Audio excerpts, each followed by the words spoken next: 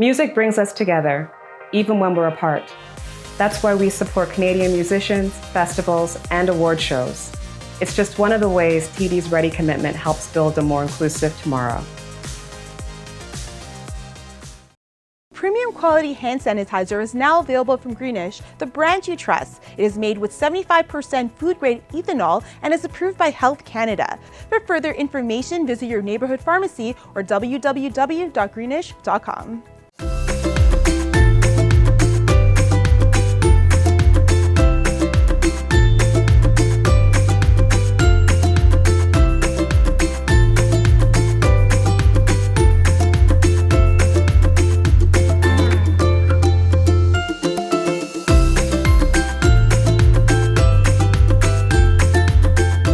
And now we are going to take you all the way to London, where we are going to meet and see my wonderful, beautiful friend. Hi, Diamond. So lovely to see you. Hi there. Thank you for joining us. It's a pleasure. My gosh, this looks like the room in NASA or something. Yeah, well, you know how it is with all these problems on Earth. I relocated to the International Space Station. Oh, it truly looks like it. How have you been keeping? London was the hub of so much trouble. How are you guys? Since lockdown happened in March here, I've had to rethink a lot of things. I had a lot of travel plans, a lot of shows and festivals to do. And everything just stopped, come the middle of March, everything just all of a sudden stopped. And there was a lot of confusion about mixed messages about what we should be doing. Are we allowed out? Are we not allowed out? And it's been, quite a worrying time because the messages are not clear more than anything. But, I think for most music producers like myself, we are like the experts of isolation, locking ourselves away and just composing in a room away from everyone else. The difficulty has been collaborating with other artists. As you know, I work with a lot of singers and other great musicians, and they may not be technically equipped to be able to continue the production remotely. So, my role has changed somewhat into trying to facilitate them to get up with the technology and record themselves so we can carry on working. I completely understand, and sound is such a technical area that there is no way you can, be, lax on it.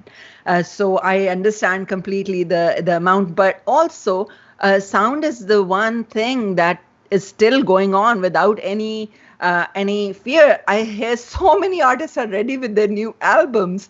I mean, working. Yeah. With distant technicians and musicians and everything. So which is very exciting. And the exciting part is you guys have been on our 3 festivals. Oh, yeah. 2009. Oh, yeah. I remember those well. 10. Yeah. And then 2013. Yeah, great times. Yeah. And honestly, you guys are the most watched UK band at Mosaic Festival.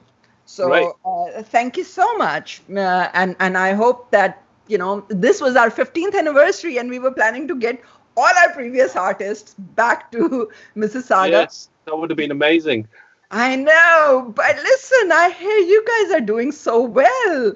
I just, I was like, you were working with Netflix and tell me all about it. It's so exciting. So, obviously during the whole lockdown situation, and obviously we couldn't go out there and be performing live shows. So I actually restarted a company with my elder brother Simon, which we had in the late 90s called Sub-Dub Music, because we had a label and we were making a lot of catalog and a lot of music, from the early Apache Indian to Stereo Nation and to like the early Swami stuff. And so we've amassed all this music. So we said, let's go out there and see if there's an interest in this music being used on contemporary TV shows, films, video games, because we've been doing it on and off over the years. So we set up this company in January, February, And by March, we were talking to people about this new show, some of our friends over in Los Angeles, and we put some songs forward that got amazingly picked up. 4 songs picked up by this new Netflix series, Indian Matchmaking, which has become a worldwide hit. Number 1 in India, number 2 in Canada, I believe. Top 5 in the US. Number 2 in Canada, unbelievable.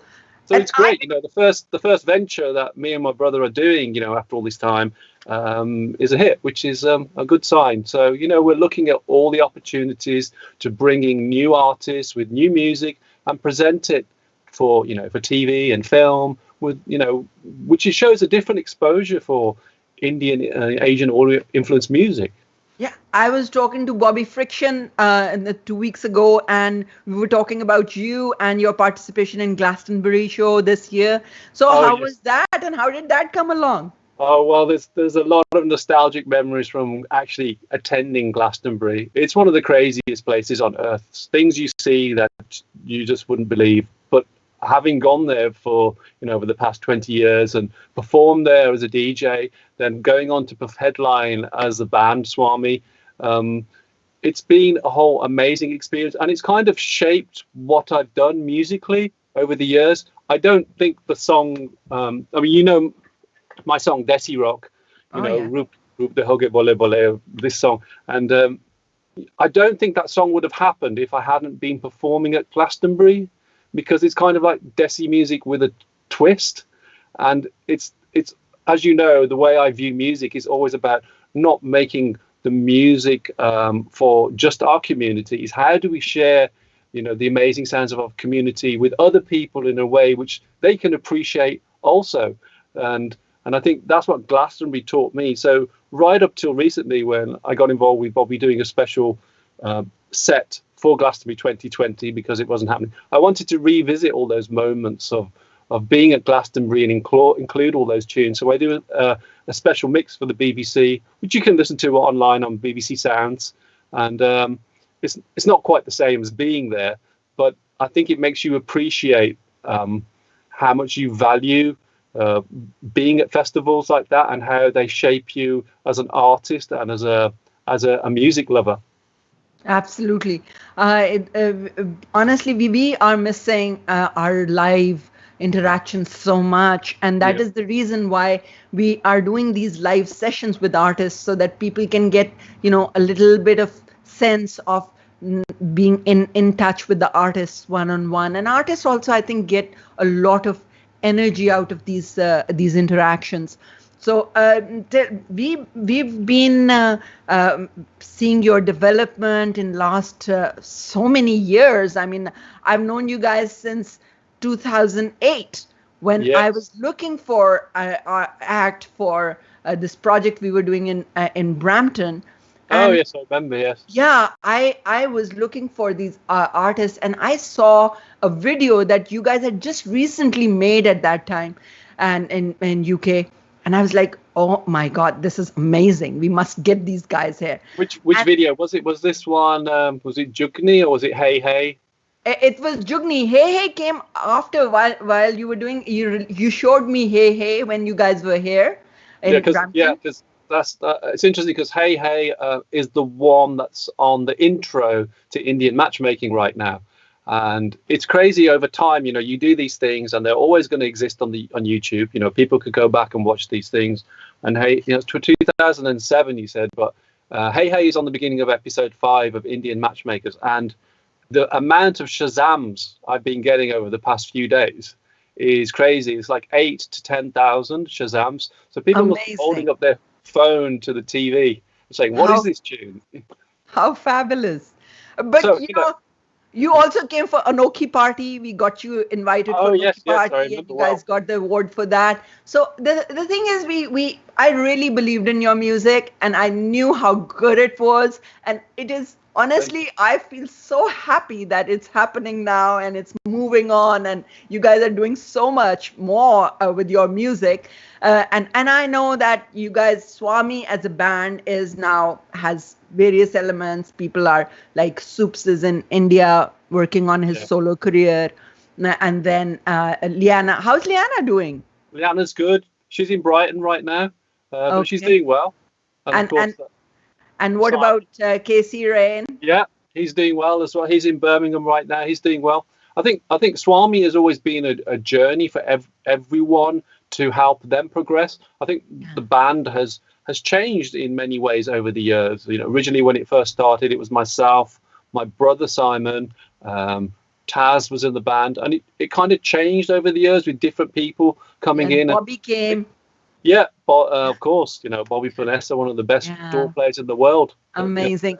So we are looking at these people who moved in, came in, and then moved out, but they all are powerhouses in their own sense, and which is amazing. That you know this creative journey that you guys undertook is going on, and a lot of more things are happening around. I think that's really important to me, to be able to help people discover what they want to do with music as well. You know, Swami has always been a vehicle to do that. And even up till recently, just before the whole COVID situation happened, I was mentoring for the PRS, which is our Performing Rights Society we have in the UK. So specializing in encouraging British Asian songwriters to know how to get their music out there, get their music exposed, get their music played, and be able to capitalize on, you know, collecting their royalties and knowing, you know, that there's lots of options for them out there. And I think these are the things that are important to me. Excellent. Now the mentorship is definitely important, and BBC Asia has been so you know, despite all the challenges and everything, I think it's a great thing that you guys stuck to your guns and it's still going strong and all. Where do you think the British music scene, you know, it's always so advanced as compared to the rest of the world, and all new movements and all new music creation and all, despite all the challenges? Because I do know that UK, the funding cuts to music, to arts and culture has been happening. So how do you guys survive? I think there's always a hunger here for to be creatively innovative and to do things differently and to do things which are fresh and new. And that's what always inspires me about being British UK based, because, you know, we can look east, we can look west, we can look to Europe, and there's all these influences that surround us on our doorstep. I think that there's a lot of opportunity in terms of being able to make cross-cultural influence music here as well, you know, from different communities. And I think that's played a part in the way that the music that we make here has always been exciting and different and unique in its own way. I think with regards to the funding issues and all of that, I think since COVID happened, I think funding budgets have suddenly taken on a new dimension of encouraging people to, you know, who's suffering here, you know, which communities are suffering, who can we try and help in terms of their art and artistry. And that's something that I believe we should champion as well. And it's something I try to do as well. You know, if there's an underrepresentation, for instance, of British Asian women in music, you know, that should be addressed. You know? I know, amazing. These are things that are important to me, because I think through my experience as a record producer and a songwriter and a collaborator, I can help facilitate people to achieve these goals. And I think, you know, throughout my career, I've had all the experiences that has led me to this position now, where, you know, I want to do that, and I feel it's my responsibility to do that as well. Fabulous. We have a video from your performance at Mosaic Festival. Let's take a look at that. Arshad, can we have the video? Don't hold back. We won't hold back. Don't hold back.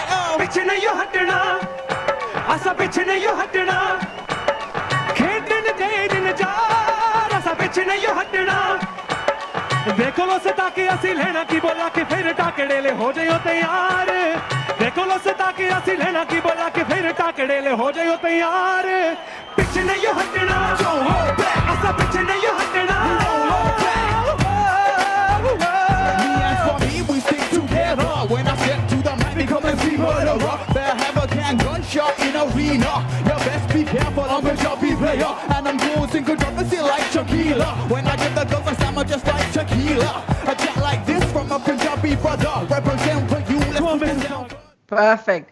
So I remember these songs, man. You guys had that album was so amazing, so powerful, and we were constantly reminded that there is this amazing volume of work that you guys have done over the years, which honestly, I'm surprised that so many people have not listened to. But tell me, why haven't you gotten to Coke Studio as yet? There's always been talk of Coke Studio, but we've never engineered the situation at the right time to actually do it. Interestingly enough, I got to produce an album for Zoheb Hassan, Nazir and Zoheb, not too long ago. And Zoheb went over there and did the Coke Studio session for the album that I made with him in Pakistan. But I didn't actually go there. So, I've actually had my music played on Coke Studio, but I haven't actually been present. So Coke Studio, are you listening? Yeah. Recently, the project that I've been doing over the past 2 to 3 years is a project called Punjab Tronics, where I collaborated with folk musicians from Punjab, traditional folk musicians, including Vijay Yamla, who's the grandson of the famous Yamla Jat. And wow. I combined that with the very electronic things that I do as well. And the whole kind of thinking behind that was technology meets tradition. And we did actually tour that in the US and toured it in the UK and in India also. And I mean, that's still something that would be great to do as a Coke Studio session as well, because I'm very much of the thinking of that, there's fantastic cultural elements in our music, but I also love the future and technology and AI and things like that. And it's very interesting where their paths, the mystical paths of folk music from the past can cross with what we're going to do in the future. All right, I'm watching this question from Sidra. Diamond, Uncle Diamond, please.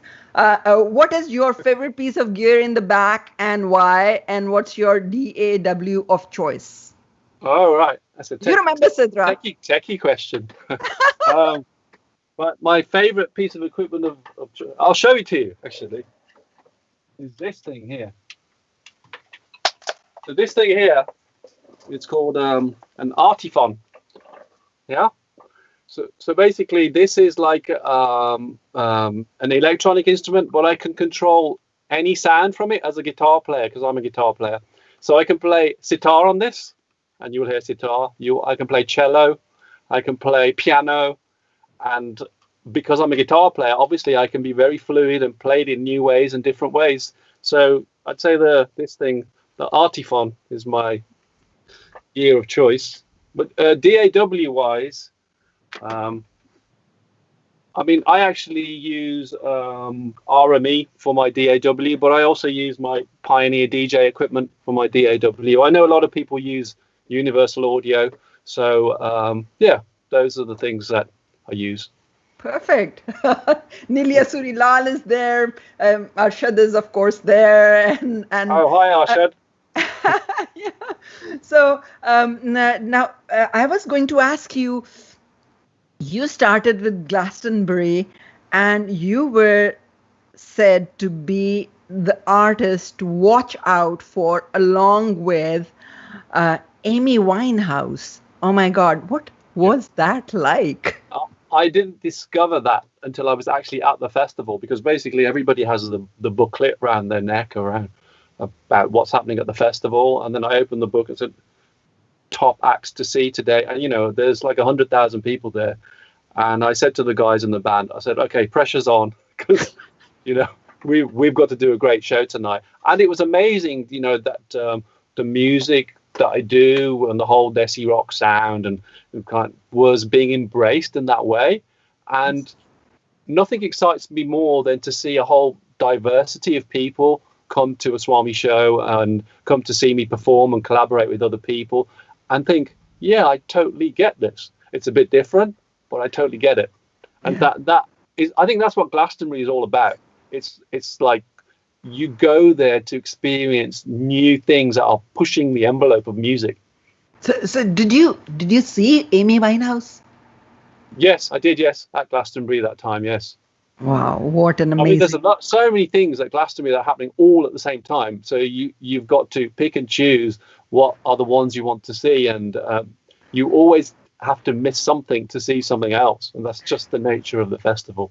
I know. And then you produced Shania Twain. How was that, working with Shania Twain? Well, this is another interesting one. This was in 2002. Myself and my brother Simon, because we worked together as Simon and Diamond, and we did all the original Apache Indian stuff. We got a phone call from Universal Music saying, "Oh, we want you to work with an artist. They're a mainstream artist. We can't tell you who they are, but can you send a show reel?" Okay. So we sent a show reel through. Then they said, "Send something that's a bit Indian." Okay, so we sent the show reel, an Indian show reel. We thought, wonder who this is. And then they said, "No, send us a show that's more Indian." Okay, so we sent all the stuff we had. Said, "Okay, we want you to come over to Switzerland and produce Shania Twain alongside with Mutt Lange, who is, we were to find out afterwards, is the most successful record producer of all time." And we lived in Switzerland with Mutt and Shania for a year, working on her follow-up album to come on over, which was called Up. And that was a totally mind-blowing experience because it was fascinating to work with country music, pop music, and Asian influences as well, bringing them all together in new ways that had never been done before. And with Mutt Lange as a mentor, me and my brother Simon, we learned so much. And it was an amazing time. There was a lot of pressure, obviously, because Come On Over, Shania's previous album, is the biggest selling female solo record of all time. Wow. So the conversations basically went that, if we don't sell 25 million of this album, it's a flop. And I was like looking and thinking, yes, this is a different level of operation. And of course, the album did over 30 million. So it was an amazing time, and it was an amazing experience to do that. And it's something I'll never forget. Amazing. That's wonderful. Now, Diamond, we have seen you guys grow in these directions. Sometimes, do you ever think that if you weren't a musician, a music producer, what would you be doing? I think I would actually make quite a good lawyer. I don't know if my parents would have been happy if I chose that profession, or perhaps a doctor. But I think I've always had one motto in life, and that is, and I would share this with everyone, is do something that helps other people. That's the only thing that matters to me. And whatever profession you take, whatever college degree you get, or whatever, I think that has to be your number one priority. All right. So are any of the kids interested in music, singing, making music? Well, interestingly enough, my daughter, she went to the Brit School, and the Brit School is a very unique school here in London. You have to audition to go to this school. Amy Winehouse went to this school. Adele went to this school. And my daughter got into the school because she's a pianist and composer, so which was amazing. So she spent 2 years there, and she is composing now and writing, and she'll be releasing some of her music shortly. I think it's the kind of music that is very cinematic and would work very well in film and TV. And again, there isn't that many female composers for film and TV. We need to champion that more. Yeah, we got the female composer for the first time got the Oscar last year. Yeah. So which that's great. Yeah, that's excellent. More of that. That's what I say. More of that. More of that. Yes. And I think women write music differently as well. And it's very interesting if I'm composing music with my daughter. There's a different. It's difficult for me to put my finger on it. I think women write music differently to men. How interesting. I I believe you. I think women, there is a certain difference. Even when painting, there are times when, although painting is such a neutral territory, but there are times you can tell that a woman has painted it or a man has painted it. Yeah, I feel like there's a different emotional perspective on it. That's the only way I could describe it. How interesting. That's the more power to your little girl. It's really nice that she is taking up after her dad's institution. One thing has always intrigued me, and that is, how is your Punjabi? How is my Punjabi? As in my speaking Punjabi? Yes. As in my Gabru Desh Punjab? That kind of Punjabi. Yes. I understand Punjabi, and I get more into the flow of it if I'm in India. I think I used to speak more as a child because we did actually, as a family, move back to India when I was a kid. But my parents always spoke to us in English growing up, and I kind of lost touch with it. And then I get reintroduced with it when I hear songs. I fully understand the song. Yeah, of but course. Then I couldn't recite the song. Because your music, the songs that you were producing and all, they're so Katha Punjabi. And I was like, yes. And every time I would ask you to say something in Punjabi just to hear the fun of it, to tease you about it. But don't tease me live on air. But in Punjab, how was the communication? You think there was any? I have a lot of family in Punjab also, so I talk to my younger cousins in Punjab, and I say, well, do you speak English with your friends or Punjabi? And they say, we speak English together. So what do you do at weekends? So I said, well, we go to the mall. I said, well, that's pretty much what American kids and English kids do. They go to the mall, we speak to each other in English. Probably, it's just, I think people are speaking more English there. I think what fascinates me is how we find, from a musical point of view, is how we find the connection with Punjabi melody and hooks and just those little snippets that you remember which really stick in your brain, that those are the things that excite me to put in songs. Having like a 40-line anthra, which is like a monologue, is not going to appeal to somebody in the West who doesn't understand, which is why it's important for me to always find those little nuggets, those little hooks, which I can introduce into my music. It's a bit like, I dedicate my musical life to finding that special recipe that excites everyone, and I think that involves an element of Punjabi, but not full-on Punjabi. Yeah, no, I think the movement that started in England about electronic music and all, you have played a huge part in that, and that is what defines that particular period. So that's a great achievement for any artist, that the type of music or the genre of music is identified with you. So congratulations. Thank you. I think all of us, as the diaspora, whether we're in Canada, whether we're in the UK or in America or wherever, we are all soul searching, whether it's through our art or our music, to understand what our mixed new identity is. And I've always strived to achieve that through music. I've always tried to, what is the balance of my Indianness with my Britishness in its most honest form? I can have this longing to want to create very Desi music, but that's not me, because I'm not living there. So for me, it's always been a journey of discovery more than anything else, and it helps me to be more fulfilled as an individual and learn more about myself and my art, and that's the most honest thing I can share with everyone. Excellent. Absolutely. I have few questions for you. Arshad Khan wants to know, working with film, producing music for film, what is the difference? How has it been working with filmmakers? And then there is another technical question. You should consider acting. Arshad Khan says you're looking so fit.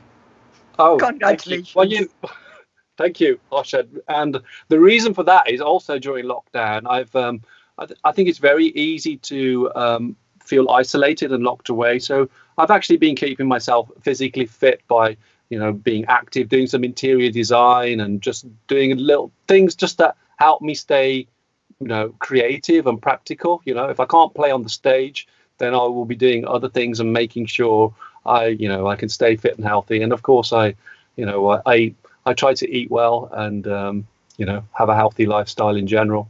And what was the other question? Have you, you should consider acting.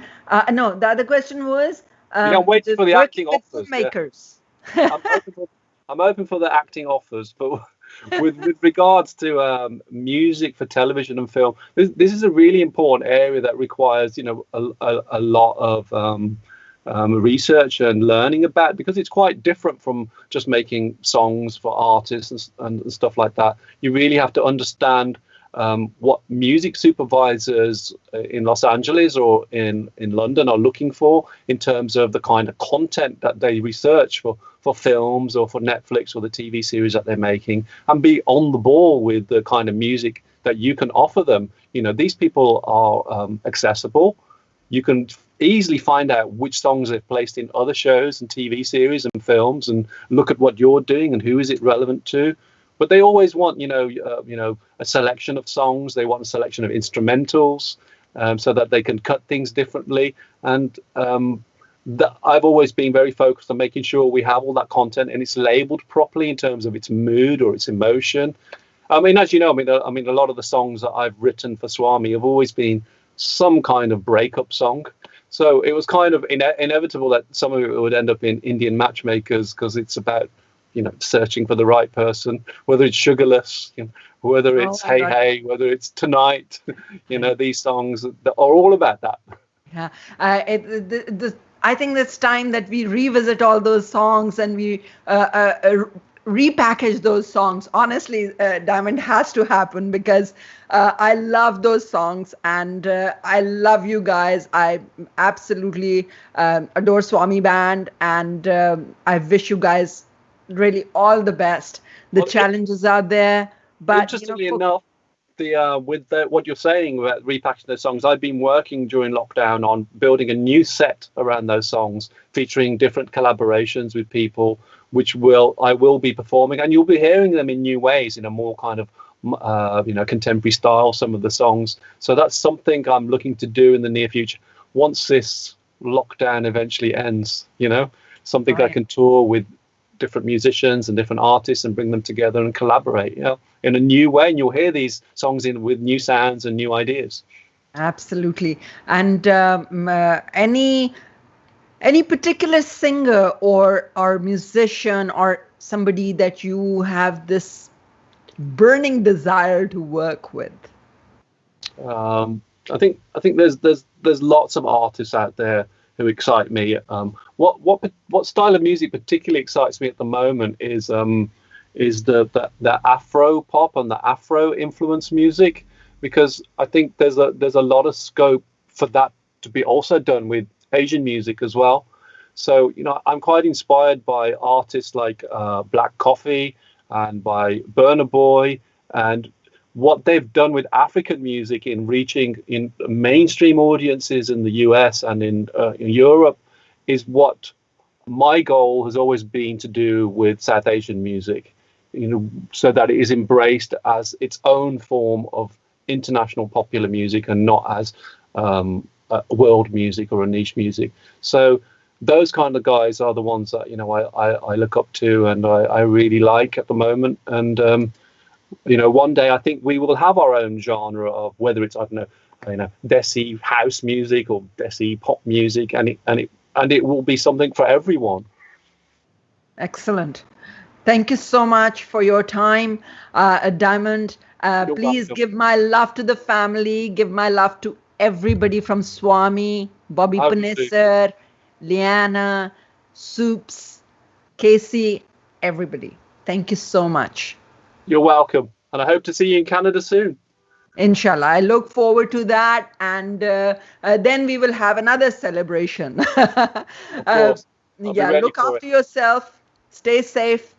Ladies and gentlemen, thank you very much for joining us for TD Mosaic Noon Talk, the live session celebrating 15th anniversary of Mosaic Festival. Today we had this lovely afternoon chat with Diamond Duggal from Swami, and also Hemant and Vishali Pamar from Power Dance Academy. This project was made possible by the support of TD Bank and sponsored by Laziz Shawarma and Greenwich Health Products. We are grateful to our supporters, Canada Council, Ontario Arts Council, City of Mississauga, Culture Division, and Heritage Canada, Factor Canada. Thank you very much, Province of Ontario, for Celebrate Ontario. We'll see you on 30th with our next artist, who is none other than our good friend, David Miracle. David Miracle is a native artist, but he has visited Pakistan and he knows about it. We will be talking about his experience of working in Pakistan and working with Mosaic and working in Canada with Indigenous and non-Indigenous artists. So I'll see you on 30th, and Eid Mubarak. Ciao. Music brings us together, even when we're apart. That's why we support Canadian musicians, festivals, and award shows. It's just one of the ways TD's Ready commitment helps build a more inclusive tomorrow. Premium quality hand sanitizer is now available from Greenish, the brand you trust. It is made with 75% food-grade ethanol and is approved by Health Canada. For further information, visit your neighborhood pharmacy or www.greenish.com.